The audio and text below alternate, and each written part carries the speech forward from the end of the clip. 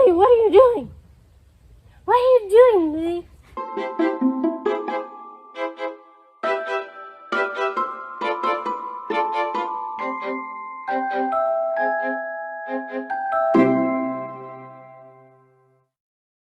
Alright, hello and welcome back. This week I'm excited because I'm coming back at you with another KristiferAnn Marchetti series book. This is the third book in the series, Marchetti, and it is drama-filled. I'd say first book was kind of the whole like getting to know you, setting it up, still a little drama, still a little action. Book 2 was just very dramatic again, and book 3 is dramatic but in a different sense. And I think the thing that I like the most about KristiferAnn's Marchetti series is that it's very character focused.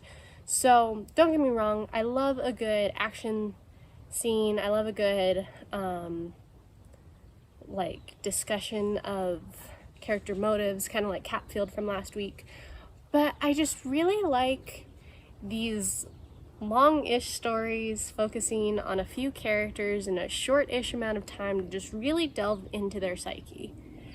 Now, I gotta say, book 1, I liked all the characters because you're getting to know them, and even though you're like, ooh, that person's kind of shady, like, Frankie, don't go looking at people's boobs when you're not supposed to. I'm gonna say it, especially when people are super jealous.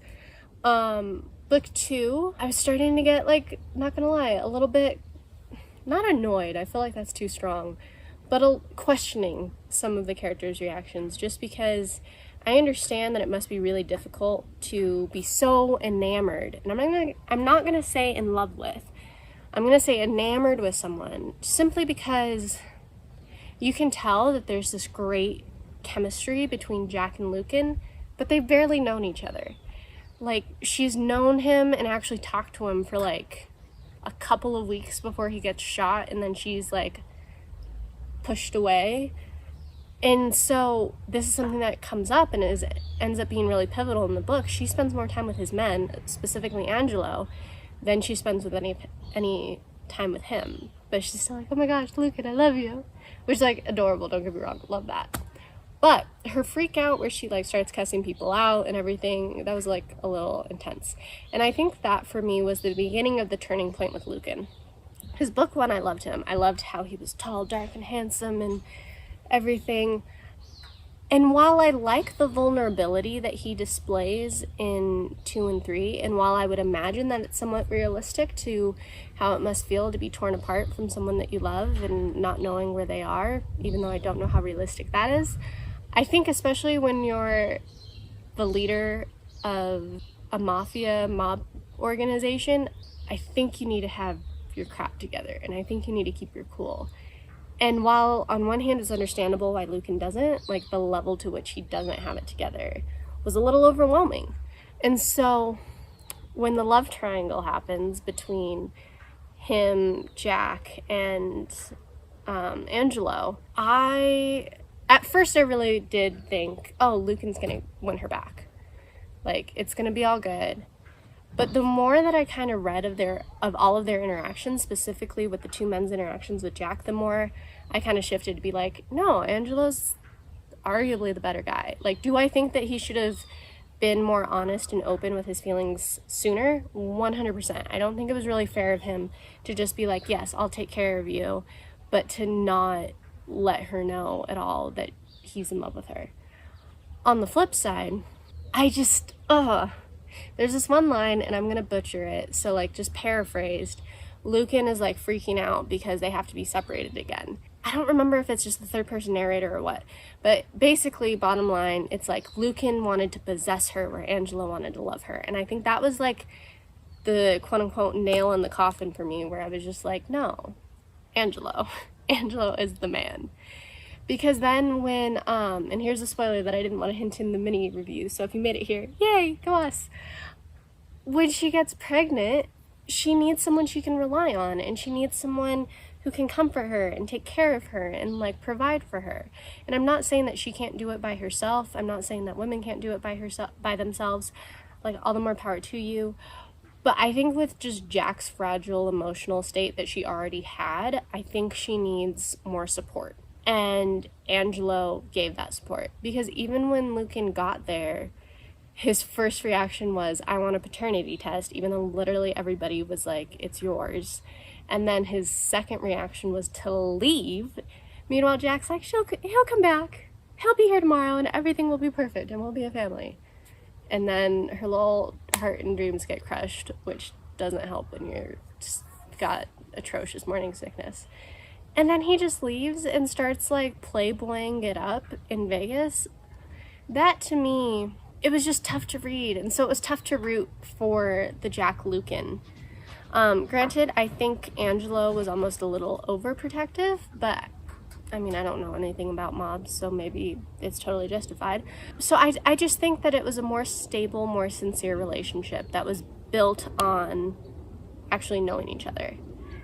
And so that's where I think it kind of turns from Romeo and Juliet meets The Godfather, almost to like when Harry met Sally in The Godfather, because Angelo and Jack were friends first, and like there's always been this chemistry, but like it's never been acted on.